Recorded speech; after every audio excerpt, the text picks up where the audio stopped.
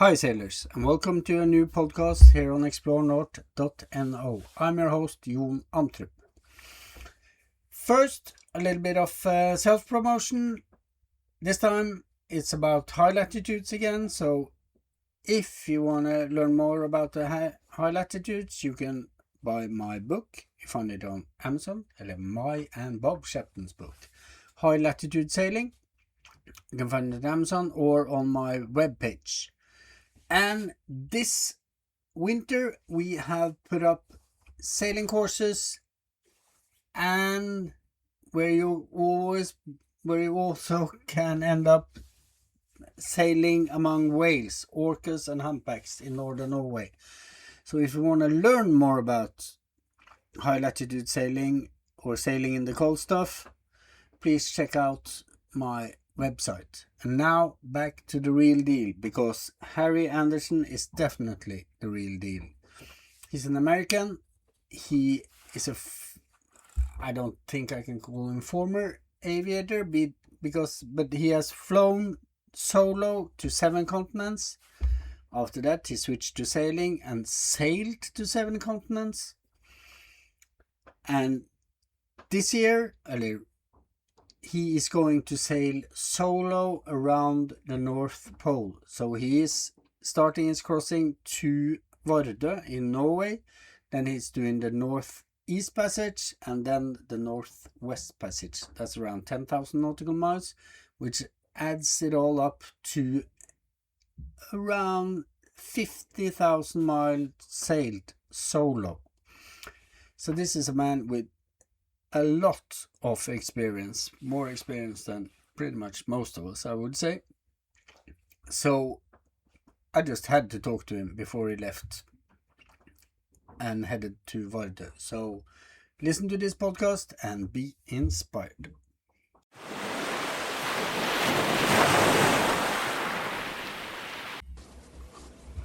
Hi, it's time for a new podcast. I'm at anchor outside Marstrand in Sweden.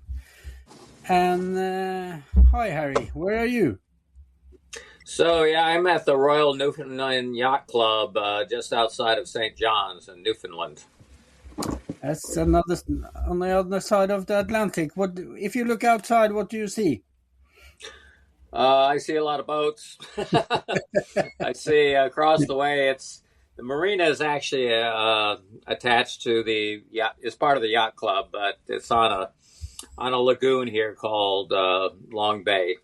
Yeah. And so I see houses across the way, and on the Concepcion Bay side, there's a berm, so I really can't see the water on that side. But there's a narrow passage that leads into the marina from Concepcion Bay, and so tomorrow morning when I leave here, I'll be going out that narrow passage and into Concepcion Bay, turning north and going about 20 miles north and then turning straight east towards Norway. That's nice. Because that's pretty much how I've found you or heard about you. We're part of the same cruising club, the Ocean Cruising Club. Yes. And you are going for a record-breaking sail, aren't you? Well, I'm not sure it'll break any records, but I'm going for what hasn't been done before, which is a solo circumnavigation of the Arctic in a single season. And so there's been a few attempts at this. There's one underway now by a young English woman who's now in Alaska, and there's another one by a guy named Matt Rutherford. Yeah. And he is also trying to do this nonstop, and he's actually underway. He left Asiat in Greenland a few days ago. And Matt and I have been communicating for several months, and Ella as well. I've been communicating with her. And so mainly about the Russian permits and some of the details associated with that. But I also met with Matt a few times when we were both in Annapolis in Maryland, working on our boats, getting them prepared for this voyage. So yeah, we've been working on this project, and he's actually wants to try and do it nonstop. So if it comes down to who might be first to do this, I think my money is on Matt. Quite frankly, I'm not going to try and do it nonstop. I'm going to stop in Norway then I'll have to go through the Russian portion of the Arctic nonstop. But then when I get to Barrow or somewhere in the Northwest Passage, I'll have to stop and refuel. And so I imagine stopping in the Northwest Passage a couple of times before I actually complete my circumnavigation loop. Yeah, nice. Yeah, because Matt, he has fueled up pretty heavily, hasn't he? He has mounted. Yeah. What he told me, I saw his boat, and when he was getting it ready, and I think he has over 400 gallons of diesel on board. Yeah. So a lot, 1,600 liters. I think when I leave Vardø in Norway, I'll be able to load a little over 1,000 liters, just to make sure I can get through the Russian portion without stopping. So that's my plan right now. Nice. And how's the weather looking for the first part of your passage to Vardø? It looks okay. I've got a couple of days of good wind, I think, and then it gets a little more variable. So I'll have to adjust my course and sail angles and so forth. So, I'll basically point the boat at Iceland. Yeah. And when I get close to Iceland, I'll have to make a decision about going north of Iceland or south of Iceland, depending on what the winds are. And once I'm past that, then it's pretty much open water to the northern tip of Norway at Vardø. Nice. But maybe we should back up a little bit before we start the solo passage around the North Pole here, because you're no stranger to solo sailing. You've been doing this for a while now. Both, I must say, you're both doing solo sailing and solo aviation to the same places. Well, not the same places, to the same continents. Yeah, no, I've been a sailor for a number of years, but never took on ocean-going sailing, offshore sailing. And I learned to fly, it's almost 30 years ago when I got my pilot's license. And, as any pilot does, he basically builds up more and more experience with flights around locally and then farther afield. And eventually I bought a plane that was capable of doing long flights overseas across the ocean, and I would add a separate fuel tank to increase the range. And so I have always been interested in international travel, and to me, the plane just became a new vehicle for international travel. So I've flown solo around the world twice, once eastbound, once westbound. I've flown solo to all 7 continents. I've flown solo over the North Pole, from Resolute in Canadian Arctic to Longyearbyen in the Svalbard Islands. Yeah. So with all those flights done, I decided I'd done what I wanted to do with solo flying, and I turned to sailing instead. And so that's what I'm doing now. I'm basically doing adventures in a sailboat, and that included solo voyage to all 7 continents and around the world, and now headed for the Arctic. So that's really what I'm looking for, not so much for records. I'm looking for unique experiences. At my age, that's really what it comes down to, is trying to fill your years with the most unique and interesting things you can think to do. And so the boat, for me, is another vehicle to allow me to do adventures I couldn't have any other way. Yeah. What's I met a lot of aviators who have turned sailors mostly that way, and they pretty much all of the ones I met have ended up in aluminum boats. First, is there any similarities? Well, what's the similarity between being an aviator and a sailor?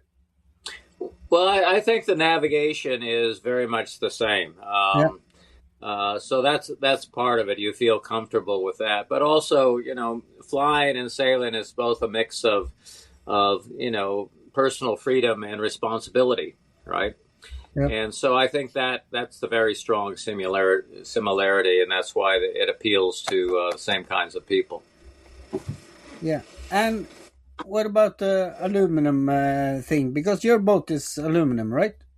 Yes, yeah. Yeah. No, I chose aluminum. I had a Bavaria 37 before. I sailed for 12 years up in the Pacific Northwest, and I really chose aluminum because I was, going to Antarctica, and I wanted something that was more durable in an ice environment. And I really didn't have to deal with challenging ice when I was down there, but knowing that I had a boat that, if you hit ice, it would deform rather than crack. I mean, that's a big advantage to me, and so I'm really quite happy with the aluminum boat. It's got the kind, I've been in a lot of rough seas going around the world, and it's really a very strong boat, and so I'm comfortable and happy with it. Yeah. Can you tell us a little bit more about the boat? Yeah, it's an Allures 40.9. So Allures is a company based in Cherbourg, France, and they make the Garcia as well. I think the umbrella company name is Grand Large Yachting, and I think they make a catamaran as well. I'm not sure if that's aluminum or not. In any event, it's about 13 meters long, about 4 meters beam, and has a center board. So with the center board up, the draft is only a little over a meter. And so I can get into very shallow ground if I need to. And in fact, the thing will sit upright on its forefoot, so you can beach it. Yeah. I've never done that. I probably will never do that, but I've seen photos of it happening. And then I've customized it in a number of ways. I've added a Schaefer furling boom to it, which Allures wouldn't actually put on the boat, so I had to have that put on when the boat was delivered to me in 2022 in the United States. And the usual things, water makers, got Starlink on board, which has been a great innovation, and which I'm using right now. And, the usual kinds of things, wind generators and so forth. I'm pretty happy with it right now, the way it's equipped. I haven't had any problems with that. No. Why didn't Allure want to fit the furling boom? Well, the furling boom is, for me as a solo sailor, is great because I also have electric winches, which I ordered with the boat. So with the furling boom and the electric winches, I can get the mainsail up and down very quickly. And it doesn't take any muscle with the electric winches. And so I found that to be a great safety feature. I don't have to go out on deck to get the sails down, manual slab reefing, that kind of thing. Nope. So I can get the sails down pretty quickly and pretty much adjust the amount of mainsail I have up to suit the conditions. Yep, cool. You have twin rudders, right? Yes. What's your thinking about that when it comes to ice and debris? Well, I think the twin rudders out there are exposed. I think that's a potential weakness going into the ice. The advantage is that you can disconnect for an emergency rudder situation. You can disconnect the rudders and only use one if one becomes damaged, and so that is redundancy. And I also have redundant autopilots, electric autopilots. One on each helm. So, there's only one at a time that's controlling both rudders. But that's actually been an advantage because I did have one of them fail when I was crossing the Caribbean last year. I've gone for redundancy, and that's, coming from an aviation pilot perspective, redundancy is huge. Yep. Always have more than one way to do something. And so that's the way the boat is outfitted. Yeah. But, apart from the thing in the Caribbean, have you ever had any problems with twin rudders? Because you've crossed a lot of oceans and sailed. Yeah, I've never had any problem with the steering itself. It was really the autopilot. One of the autopilot drive units failed. Yeah, and the autopilot electronics haven't failed. So it was really just the mechanics of that drive unit. The gears just got eaten up, I guess, from too much stress. Yep. But I replaced that, so I've got 2 good drive units in there now, 2 good autopilot computers, and I can select either one. And so it's easy to do. So I do have that redundancy. Yep.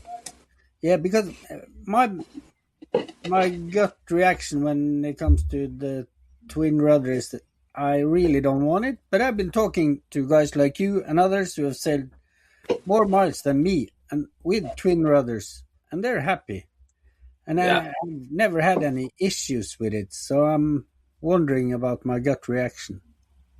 Well, the whole reason they did it in the dual helms as well is Yeah, so when the boat is heeled over, yeah, you've got more bite into the water with the rudders off on yeah, the sides like that. yeah, One disadvantage I can tell you is that with the propulsion, the sail drive yeah. right in the center of the boat, and the rudders off to the sides. At slow speed, you have very little helm authority, rudder authority, because all the prop wash is going down between the two rudders. Straight out. So it's difficult. It's difficult to control and steer at slow speed. So it's almost essential, I think, to have bow thrusters Yeah, in a boat like this, which I do have. yeah, Otherwise, it's hard to turn it just because of that reason. You don't have any prop wash going right past the rudders yeah, to give you some steering authority. yeah. No, I've tried to back twin rudder boat into a dock a couple of times, and it's pure luck every time Yeah, without the bow thruster. Yeah, yeah, yeah. You that, need the that's bow for thrusters. disaster. Yeah, I don't think I actually don't. It came as an option with the boat, but I don't think they would actually sell you one no, without bow no. thrusters. You'd be miserable with it. Yeah. Wouldn't be good for the brand. Looking stupid to come in the wrong No. way every time. No. That's good. But does the rudders have any sacrificial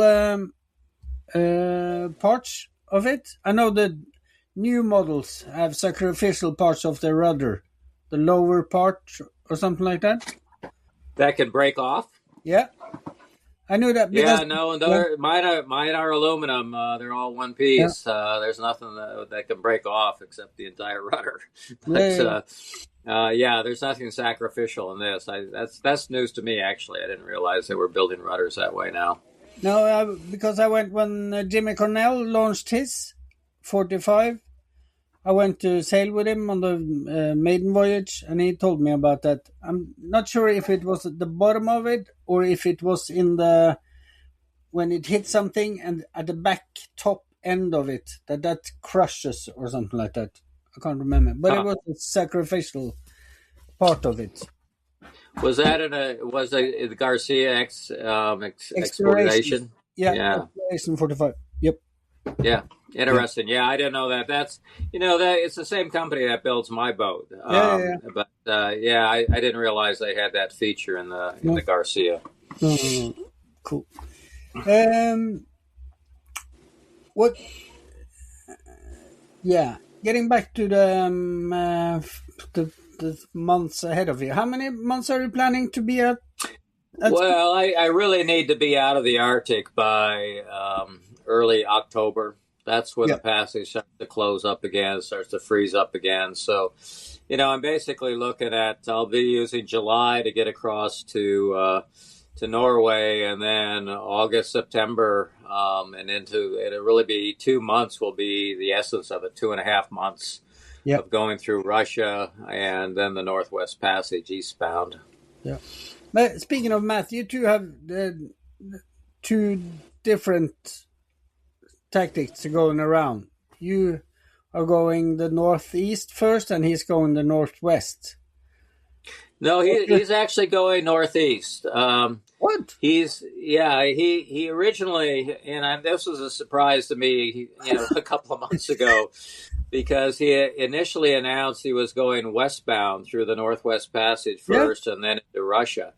But in fact, he's going eastbound the same direction I'm going. And so he left Asiat in Greenland on the west coast of Greenland.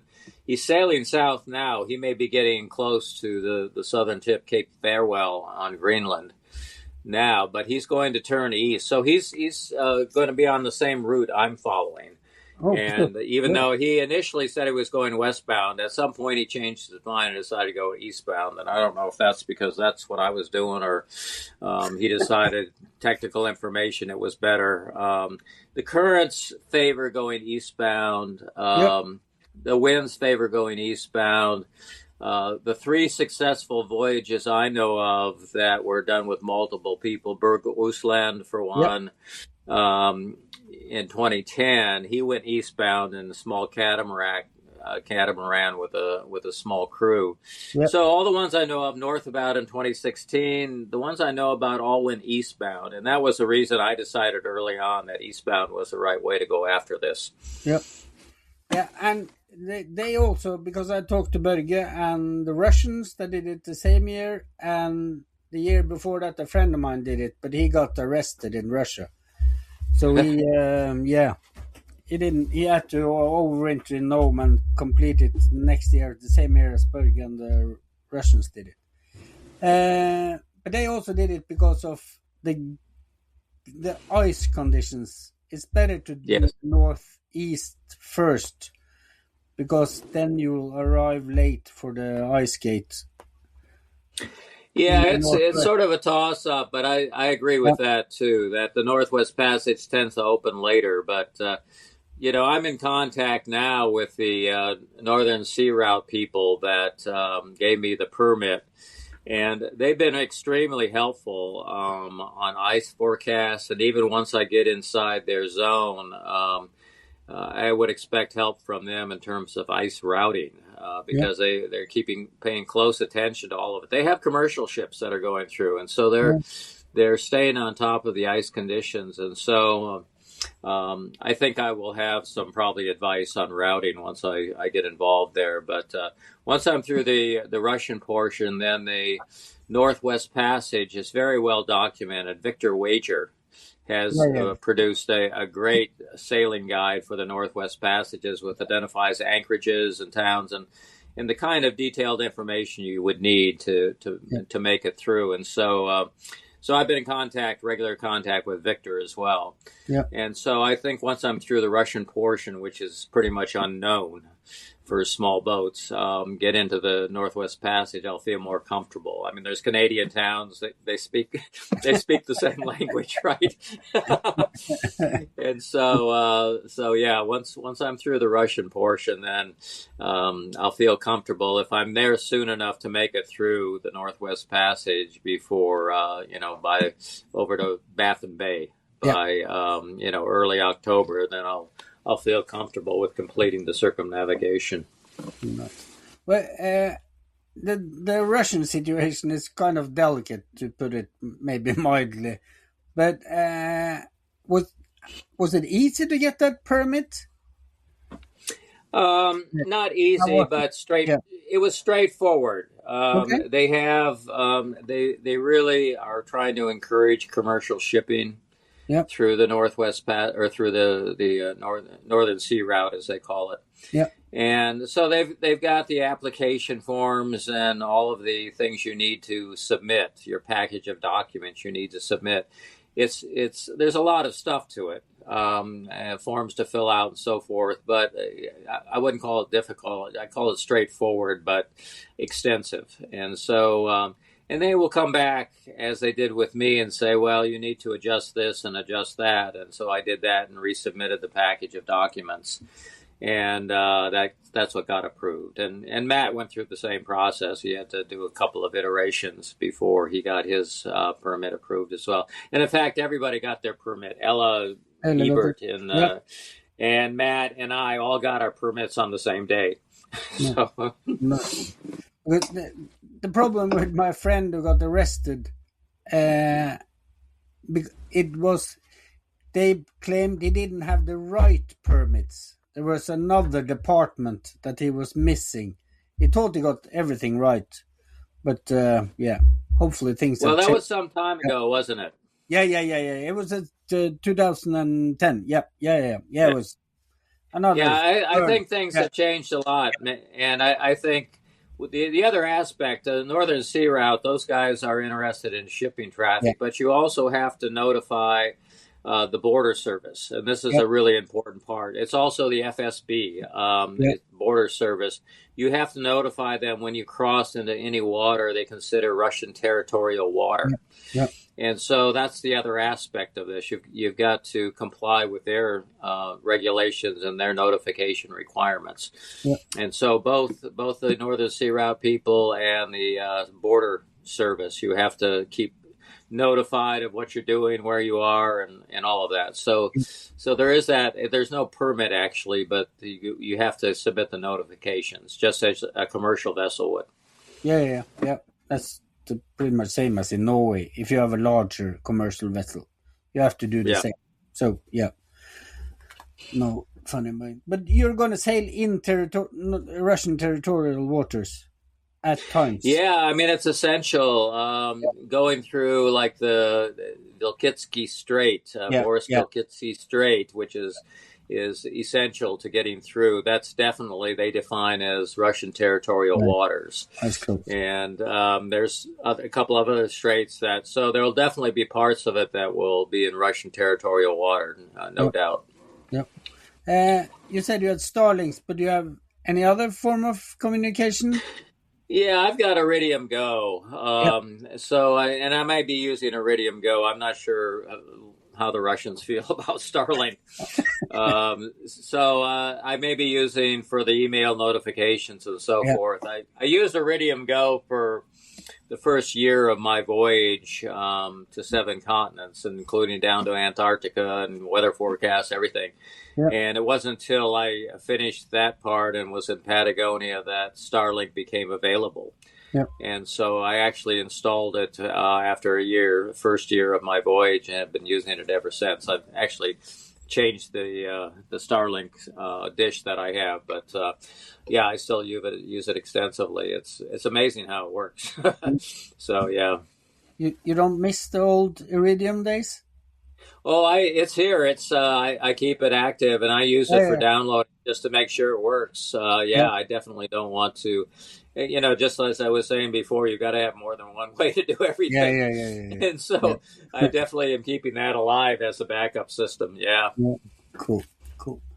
What are the major challenges of the Northern Sea Route as you see it now? Yeah, it's going to be the ice. They expect you to keep moving. They don't. You're really not permitted to anchor anywhere, and so if there's bad weather, it's going to be a matter of heaving to. Or I have different devices. I have a Gale Rider's Storm Drogue and also a Jordan Series Drogue on board to deal with heavy storm conditions. But in the past, I've been able to deal with the storms I've run into just by heaving to. And so that'll be my first line of defense. So it's a combination of the ice and the potential for stormy weather that will make it difficult. And how about fatigue in this? Because if you're not allowed to land anywhere on the Russian side. No. Yeah. Right. That's correct. And, as a solo sailor, I've become used to sleeping while the boat's underway. Yeah. That's never been a problem for me, and I feel comfortable with that. But the new challenge is, and there's been times when sailing around the world where I'd get into coastal waters where there are a lot of little fishing boats that don't have AIS. They don't even have lights sometimes. And so there's been times when I've had to stay awake for 24 hours or more, or crossing busy shipping lanes, for example, where I've had to stay awake for 24 hours or more just to make sure I was seeing everything I needed to see.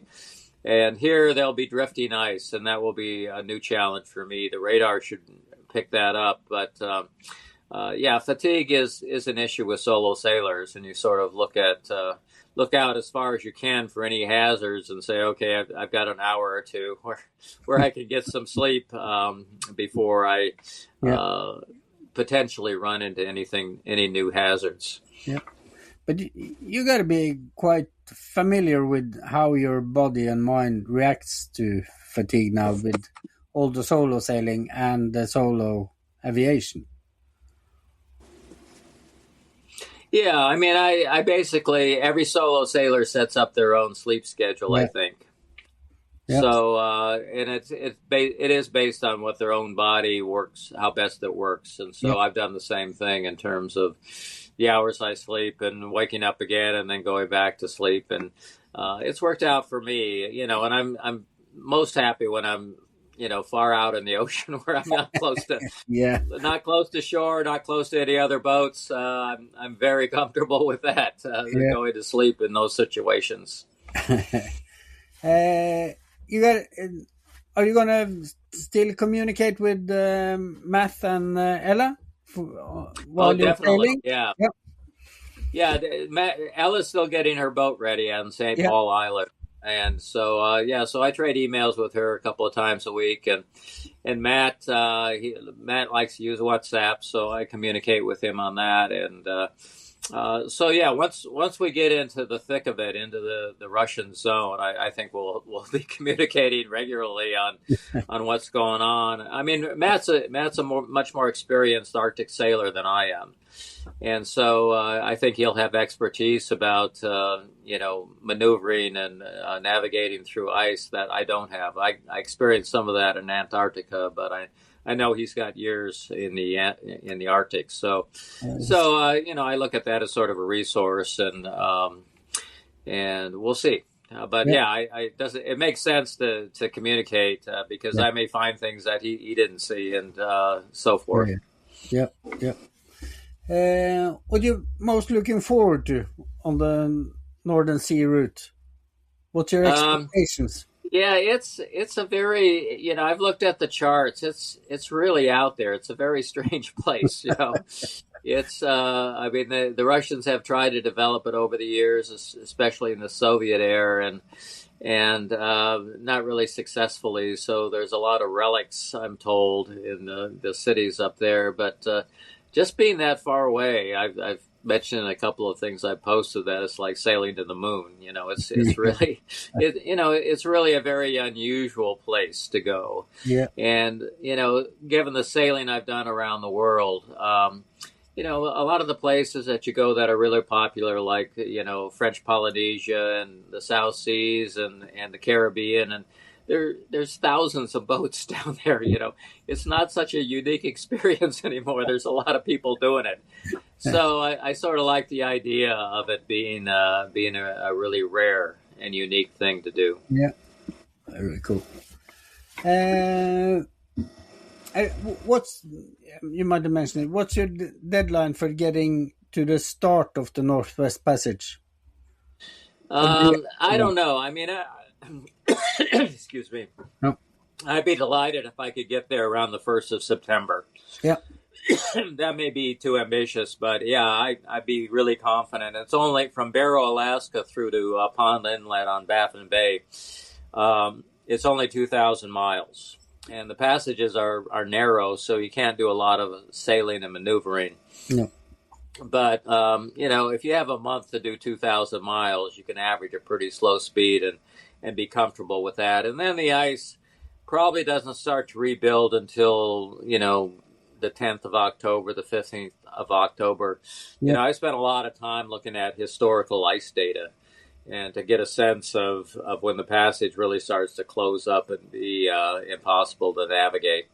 Yeah. So if I can get to through the Russian portion by the end of August, the 1st of September, somewhere first week of September, I'll feel comfortable continuing on to Baffin Bay and completing the circumnavigation. Yeah. What and no miss your backup if you're late, or are you? Yeah, no, and that's a good point because, my original thought was to go westbound through the Northwest Passage, not do a circumnavigation, and go through Alaska and then back to my home cruising grounds, which are in the Pacific Northwest near Seattle. Yeah. And so if I'm late getting through the Russian portion, too late to continue through the Northwest Passage, I have Plan C. Plan C is turning south and going through the Bering Strait and across Alaska and heading the boat back home again. Going home. So that's an option I have that I don't think the others have.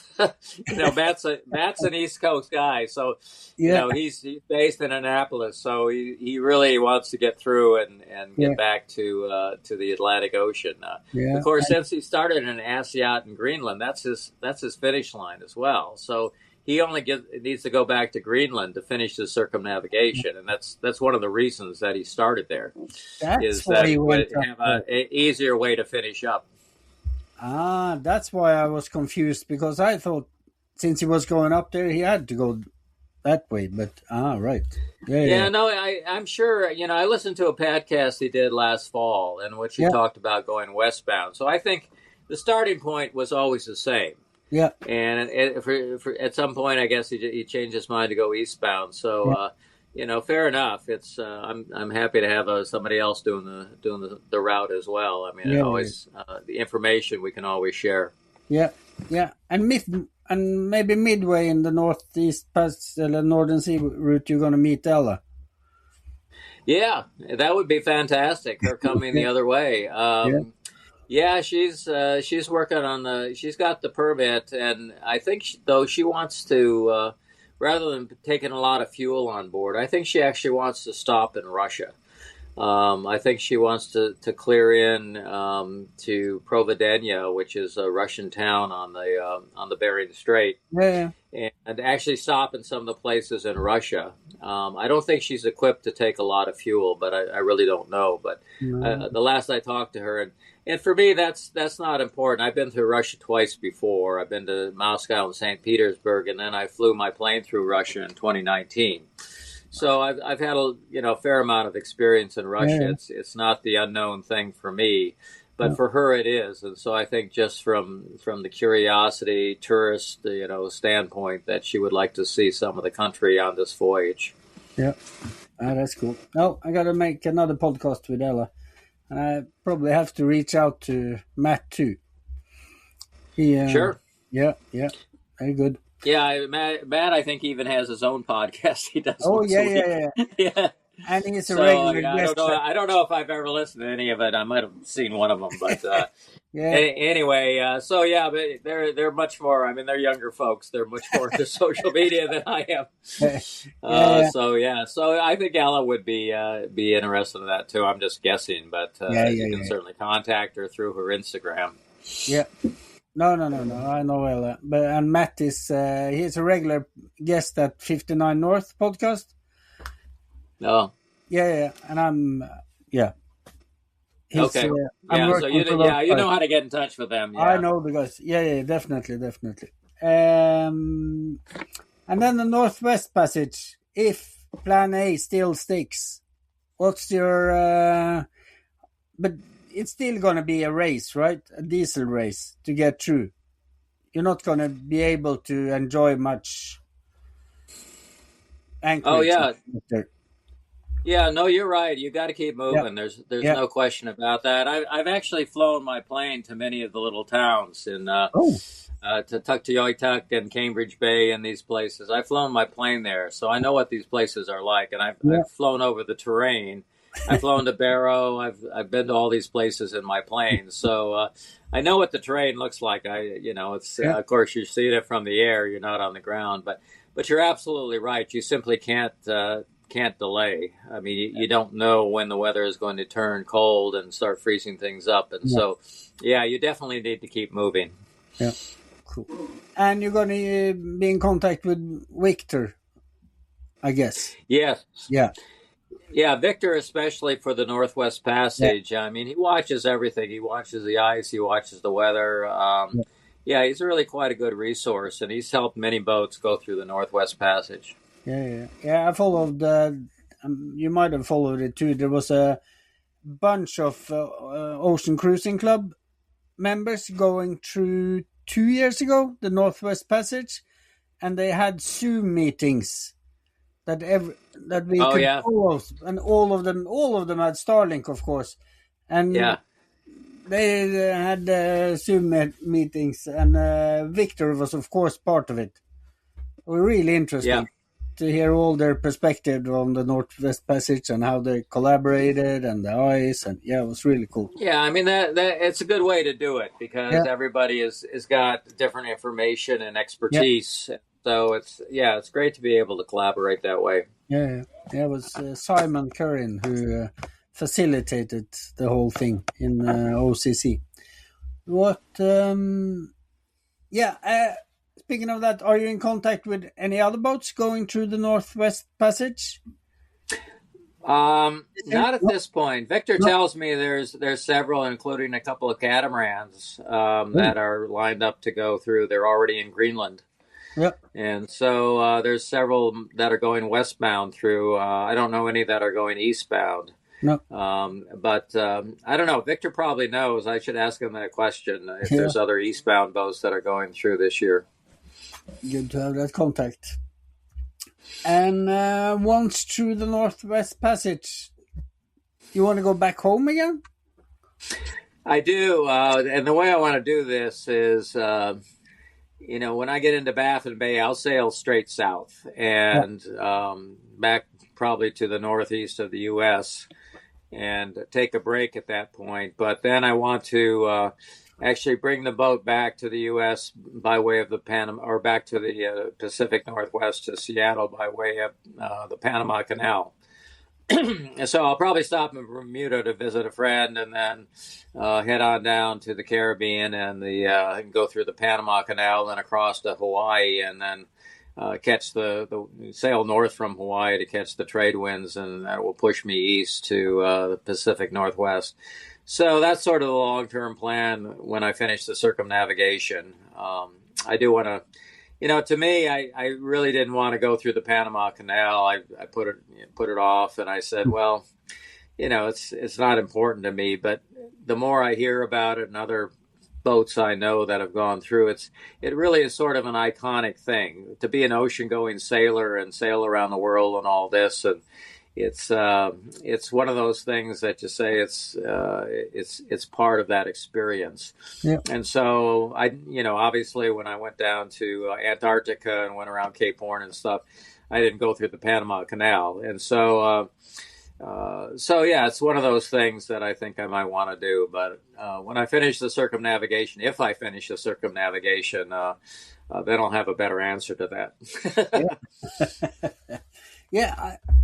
I read somewhere that you, speaking about the Panama Canal or the Antarctica or whatever, because earlier today I made a podcast with a Norwegian couple who was going down to Patagonia.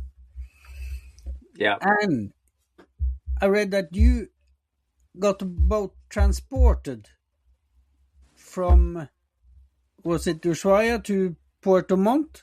Or something like that? No, it was from Puerto Williams. Yeah, I actually, after I went down to Antarctica, going through Patagonia, the channels in Patagonia, especially that time of year, is very, very difficult because of the high katabatic winds. And so doing it solo is I talked to a lot of people there, and they didn't recommend it just because you need to set shore ties. Yeah. And so when you think about setting a shore tie and you're solo, you basically anchor the boat.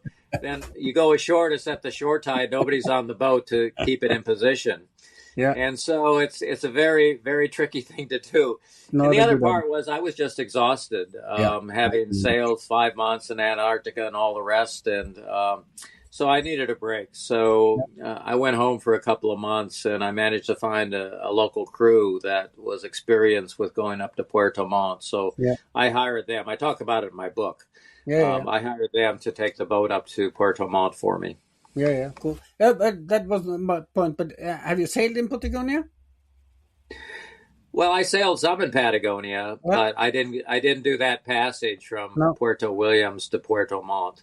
But I sailed some of the channels down there and anchored in various places, and so I did have some experience before I went to Antarctica. Yeah. How did you like it? Patagonia? It's great. It's amazing place. As I say, it's a rare thing, and actually, not going through those channels up to Puerto Montt is one of the things about my 7 continents voyage I came to regret. I wish I had thought of a better way to do it, maybe going offshore rather than through the channels. But it's one of those things that I wish I would have done differently in retrospect. I think that was the point I was trying to make. Maybe not Panama. Go around Cape Horn once more and. Well, I mean, you basically you go offshore. The thing is, I mean, that's where all the weather is coming from. I mean, the winds. I mean, that's why they call it the Furious 50s. The winds are just roaring offshore, but it can be done. People have done it. They go usually southbound. They're southbound with the currents, and rather than northbound. But it seems to me it could be done. Yeah, cool. Going back home, and what's next after that? You seem like a guy who have plans. Yeah, I think I need to look at smaller adventures. Really? Yeah, I already have a ninth berth in a great marina back home that my Yeah. boat has never been in. Okay. I've got it reserved, and so I'm paying for it. And so when I get back home, I'll have a place to put the boat, which will be a great place. And there's a lot of great cruising around locally in the Pacific Northwest and British Columbia. So there's smaller adventures I can have. I think I'll probably dial it down to do something less ambitious than what I'm doing now. Yeah, but small adventures can be big also, can't they? Yeah, and and they're relaxing, and I can do it with friends, and there's a lot of advantages to those kinds of things that I don't have with these big solo missions that I'm doing now. How many miles have you sailed solo? About 40,000. 40,000. Yep, that's more than pretty much most, I will guess. Yeah, more than most do it at all. Yeah, so and this circumnavigation will add another 10,000. Yeah. 50, that's nearly twice around the world, solo. Yep. Yeah. Yep. Not bad. But you're not planning on doing that once again? No, I know a lot of people do go, sail around the world multiple times. Yeah, it's that's not for me. I don't think. I like a mission. I like something with a specific goal, rather than just sailing someplace and hanging out. And I see people doing that down in French Polynesia, and that they like the turquoise water and the white sand beaches and the palm trees and all of that. And I say, well, that's okay for a week, but then I'm bored and I want to move on. But they'll hang around for weeks, months, longer. And I said, okay, well that suits them, but it really doesn't work for me. Are you a cold weather sailing type, or do you go? Yeah, cold weather is okay with me. I've got a lot of I've got a lot of warm clothes on board. Yeah. Excuse me, and so yeah, I'm okay with that. When I bought the boat, I ordered the boat, I got as much insulation as they were willing to put in it. And, it did okay in Antarctica. Antarctica was not bitterly cold. It's maybe, 0 to 10 degrees Celsius. And I think the Arctic will be the same way. I don't think it will be bitterly cold. I think it'll be, hovering around 0 plus 5, something like that. So yeah, that's what I'm expecting, and I think that'll be okay in this boat. Yeah. What kind of heating system do you have, or systems?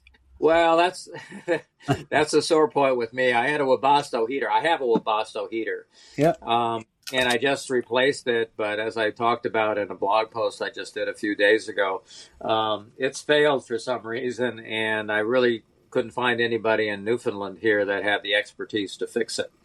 So I'm basically going without a working heater. Although I have a little electric heater that I can plug in, and I just upgraded to lithium batteries, so I've got a lot of battery capacity.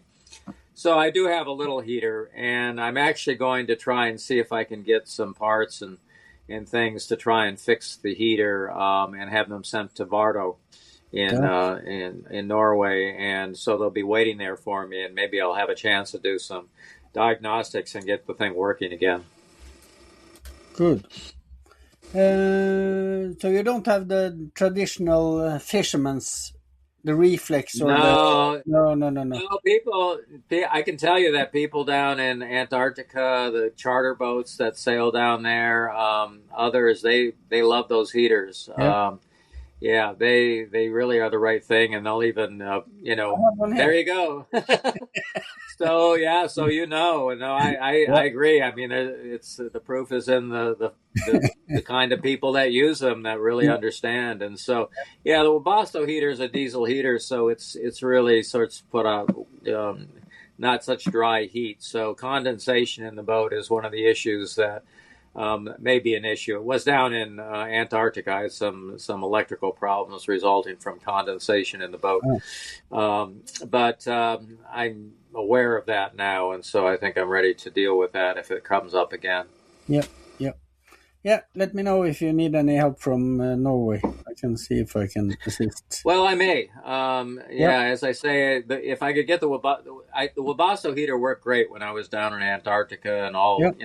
The problem is when you get into the tropics, you don't need it anymore, so you don't turn it on. But you got to turn it on once a month to keep the thing flowing. Yeah. And I didn't do that, and so I think that was part of the problem with it. But at this point, it's still not working. But I think I found a Wabasso dealer that's nearby, Vardø.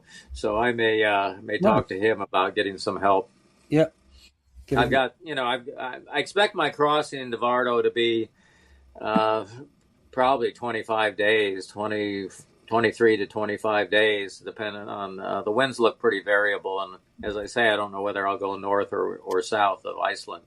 No. But so I'm estimating like the last week of July, I'll probably be in Vardø.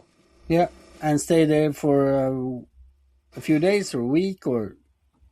Yeah, I need to basically load up with fuel, with diesel. That's the main task. And if I get some other things accomplished, in fact, I just went online to book a hotel there. So I get a break from the boat. Yeah. Be able to stay in a comfortable hotel at least for a couple of nights and take a break from the boat and just feel civilized again. Get a nice shower. Yeah, now I can see that. That's a good start for the next adventure, I guess. Yeah. Cool. I think that's it. But I would love to speak to you again during or after. Can we have a loose? Sure. Yeah. I mean, I've tried to, talk to people. I say, again, I'm not certain about using Starlink in Russian territory.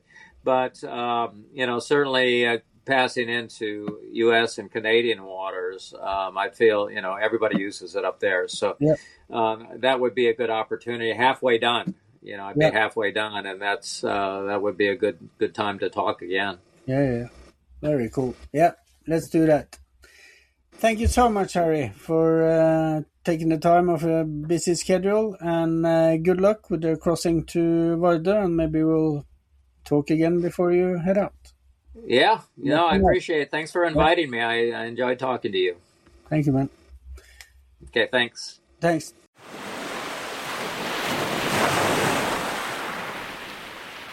Hi again, sailors, and thank you for listening to this podcast. You will find more podcasts on explorenorth.no, both in Norwegian and in English.